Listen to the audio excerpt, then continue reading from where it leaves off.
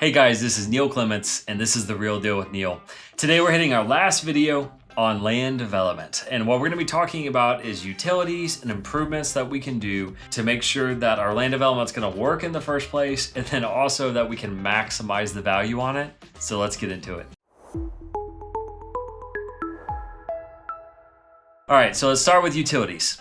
So utilities are the essence of a subdivision. Outside of, property review, outside of approvals, outside of everything else that it takes to have a subdivide, utilities will kill your deal faster than anything else will. Because the reality is that the three major utilities that anybody's gonna want is water, electric, and septic or sewage. And if we don't have all three of those, well, then you're not going to build a house and you're not doing a residential development. So let's dive into each one individually and go through how we figure out if they're there and also why they're so important. So the first one we're going to talk about is water. And water is the essence of life, right? Without water, we can only survive for a few days. And so if property doesn't have water, then you're not gonna be doing a development there. And I was talking with, Seth at RE Tipster about water because it's prevalent in some areas, like there's a lot of it, and it's sparse or destitute, or there's not much of it in a lot of other areas. And so in the area that he's in, in Michigan, it's prevalent. Like they have water everywhere. In fact, they have so much water that they actually have trouble with, like percolation on the sewage end, which is interesting because it's the exact opposite issue that I have in Texas, which is that water is in huge shortage. Whereas percolation, like we don't even have to do any kind of test, which we'll get into sewage in a minute, but with water, you might have to do testing to make sure it's there. So like I said, in some areas of the US, it is more than prevalent, like water availability is very easy to access. Sometimes, you're working with a local water company to get it there. So like you have water co-ops, you have water, also you have cities. Different areas of the US have different people who provide water to you, private companies, public companies, you name it, right? And so with that water, what we have to do in the area that I'm in, where we have a water shortage, we actually have to do a hydraulic test. And that hydraulic test or that hydraulic study, what it does is it verifies two things with the local water district that we're working with. First, it is asking the company, a civil engineer puts it together, and the engineer is saying, does the water company have adequate supply to meet the state regulations as far as water pressure that they can provide so that water is usable? And then secondly, do they have the size lines in the area that they need? And then also, do they have the capacity to supply enough water, to be able to supply this property indefinitely or for a certain amount of time at a certain flow rate? And so those are the questions that have to be satisfied. The part that's hard in the areas that I work in is that hydraulic study has cost me anywhere from $300 to $3,000 to $5,000. And that's just straight due diligence cost once we go under contract on a property. And it's like, we spent $3,000 to $5,000 before, and it comes back and there's no water, and it takes $200,000 to run a new 8-inch line to get water from 2 miles away to a property. And it's just like ludicrous. And so when we're about to go under contract or preliminary due diligence, we try to do as much due diligence as possible just to see if this is even feasible so we don't waste our time or the seller's time. But once we go under contract, we're doing the full hydraulic study or whatever is necessary to get approval to get water on the property. The interesting thing about the hydraulic study is that if it's deficient or it doesn't have enough water, then they'll come back and tell you. And then a lot of times they'll also give you a cost estimate through like a local contractor to say, if you did want water access to the property for your certain amount of water meters and capacity that you need, here's how much it would cost, here's the time it would take. And that's important because in the areas that I work, in order to even get a minor plat, I'm assuming this is most areas, in order to get any kind of platting approval, you have to verify that there's water access. So we end up doing these hydraulic studies on almost every single property. Additionally, some of the water districts have started creating these impact fees, which is, I guess, just upgrading their infrastructure every single time. And so an average water meter for me used to run $3,000 to $5,000. Now the average water meter with that impact fee runs like $20,000 plus. So yeah, you can see how these impact fees are definitely affecting the rural subdividing and the exempt business throughout Texas, and may end up, making those more valuable because less people are going to be able to do them. But bottom line is, we need enough water for our subdivision. We need enough water for the amount of lots that we're going to do. I try not to install the water infrastructure, meaning the meters, unless I have to. Most of the time I'll get approval from the water companies and then tell the buyers whenever they buy, they have a certain amount of time to install a meter or else they're not guaranteed access. That tends to work pretty well, saves me, tens of thousands not having to do that. The second option for water is if you can't get water from a local municipality or local company, you can look at water wells. And so every county or city or regulating authority is going to have different governing ideas and regulations about water wells and how to get them permitted, how to get them installed, the different acreage sizes that they need to be on, where they can be, where they can't be, conservation districts, you name it. And so I would just recommend that if you're looking at doing, say, like a water meter from a local water company versus a water well, that in the area that you're working in, first off, if you're doing a well, you need to make sure that a well is marketable and desirable to your ideal buyer. You would verify that through a local realtor or looking at comparable sales that sold with wells, because in some areas, wells are normal and that is what it is. In other areas, wells are not normal and people are going to discount you drastically. Some of the areas we work in, you have to go 1,000 feet for a well, which is not economical, deep. Some of them you can go 50 feet or 100 feet. And so it really just depends on the depth, what's normal for the area, and is your ideal buyer who's going to pay the most amount of money, are they going to discount you for the price of the well? Or are they still going to pay market value for the property? So those are some considerations for you to check on. All right, let's move on to number 2, electricity.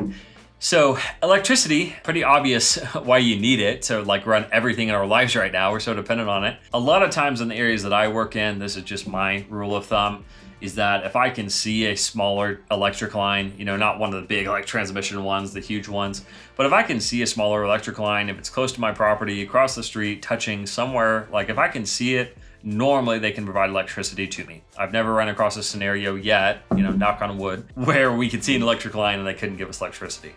And so, but I still reach out to the electric company, and I would still advise anybody to do due diligence in that regard of reaching out to the electric company, telling them how many lots that you have.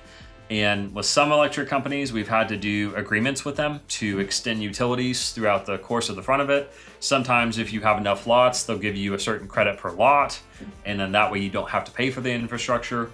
Sometimes they need easements to be able to access their lines. A lot of times they do.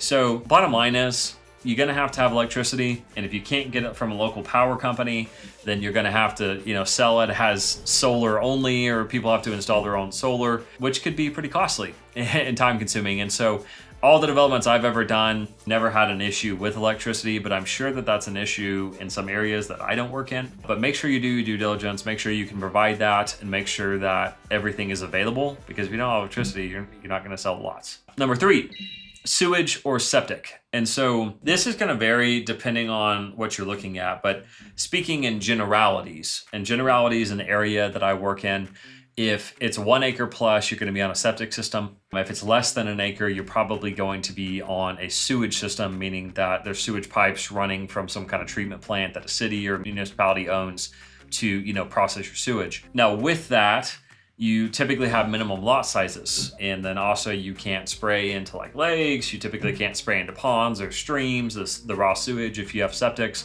And so a lot of times you have what's called on-site septic facility, OSSF, permits that you have to get from the local municipalities. And that's part of making a property buildable, is sometimes getting that permit. There are other areas where it's incredibly valuable to have sewage and not need a septic, especially if it can't percolate, right? You have percolation tests in different areas. I personally have never done one. We don't have that issue in the areas that I work in, but I know that my issues with water in Texas are probably others' issues with percolations, is what I've heard in the different states throughout the US. And so ensuring that you have the ability to have some kind of sewage on the property, sewage processing on the property, that it can percolate, that you can dispose of your waste properly, is going to be a precursor to somebody getting a building permit or building on the property. And so this is absolutely essential, right? Again, if you're trying to sell a property for residential purposes, you're going to have this. And so that's where you go to the county, to the city, to the governing authority. You ask them what's normal for the area, and you make sure that you can do that in the area. I will say though, if you're relatively close to a dense population or an urban population, having sewage, meaning sewage lines from a city or something like that, is incredibly valuable, And that could even take you from doing a potentially exempt or a minor subdivision, right? So that's like bigger lots, 1 plus, 5 plus, 10 plus acre lots, to doing, 4 to 5 lots per acre, 7 lots per acre, a very dense housing subdivision. A lot of times the difference is going to come in sewage, and it's going to come in water, which is having the capacity to have sewage and then also having the capacity to have water. One of the recent developments we did, which was incredibly valuable, very lucrative for me, was where we had a vast amount of acreage, almost 100 acres, in kind of a sub-market of DFW. And the whole reason that the person came in and bought the property who's buying it from me is they wanted to put a mobile home development on it. It happened to be outside of city limits, but have full access to city utilities with no deed restrictions and next to a mobile home park already. So it was like, yeah, it was kind of the perfect storm. I kind of got lucky on it, to be honest. I guess I lucked into it with enough volume is the best way to say it, or action that I took. But be aware that whenever you see other developments similar around a property you're working on, you figure out it has water, it has sewer, and that you don't have to do a lot of upgrades to it. That could kind of cater you to more to a major subdivision, to where you're partnering with somebody to do the paper or the entitlements, which could cost several 6 figures, or you're doing it yourself and then selling it off as an entitled subdivision. So anyways, that summarizes the utility section. Now let's move over to improvements. So there's a handful of improvements that you can do to properties, specifically rural type subdivisions, 1, 5, 10 acre plus subdivisions that can enhance their value. One of my rules whenever we're doing these subdivisions is accessibility. So more than just having road frontage, more than having access, we need accessibility to the lot, and people have to be able to walk the property, because people don't buy things that they can't see. And so if somebody walks up to your property, it's fully wooded, and they can't see the daylight because there's so much wood or pine needles on the ground, they're gonna have a hard time imagining what that property could look like. Versus if you just clear a path and maybe clear a small home site, that has worked so great for us on several different properties. You essentially kind of clear around the fences, you clear a path throughout the property, maybe do like a little figure 8 in the middle if you wanted to kind of have people see the whole property, especially clear around big features like close to water or something like that you want to show somebody. Or you do maybe like a flag shaped clearing where you clear a small drivable section, then a bigger rectangle, right? That way people can visualize where they're going to put their house. Maybe you clear the area that's the highest elevation where somebody's going to want to put their house because they'll have a better view there. So strategically think, if I was looking at this property, what would I want done to be able to visualize what I could do here, and try to do that for the people within reason.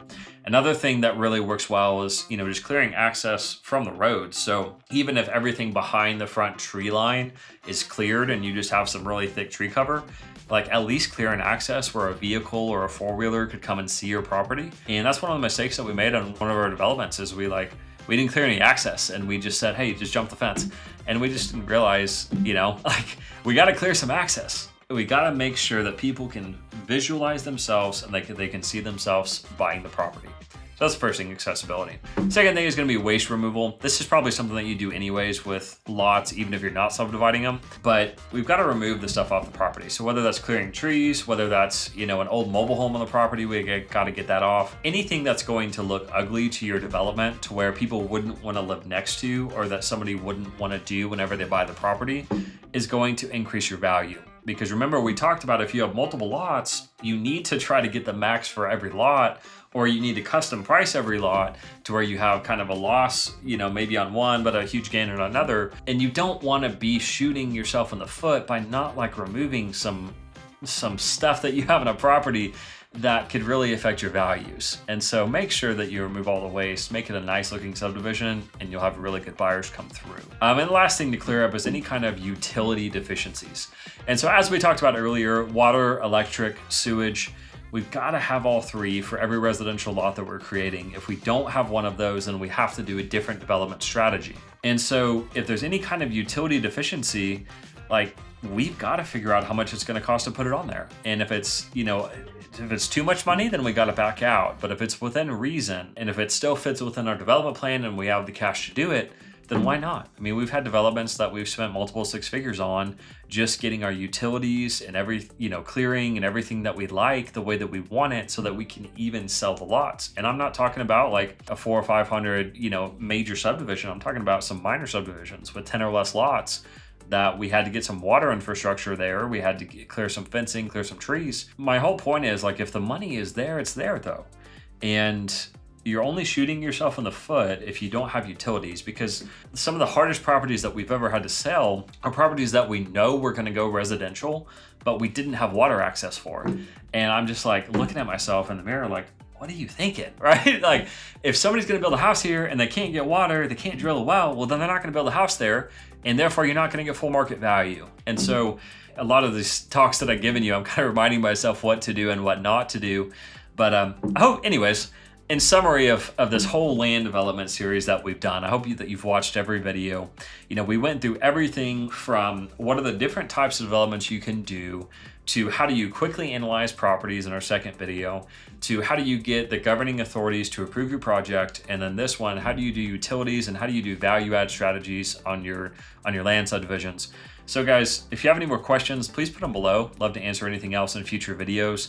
But I hope this gave you a good primer and a good understanding of how to identify major and minor and exempt subdivision opportunities. This is 80 to 90% of our business. We've done a ton of these projects over the past few years. They're incredibly lucrative. And guys, I really hope that helped. We'll talk to you soon.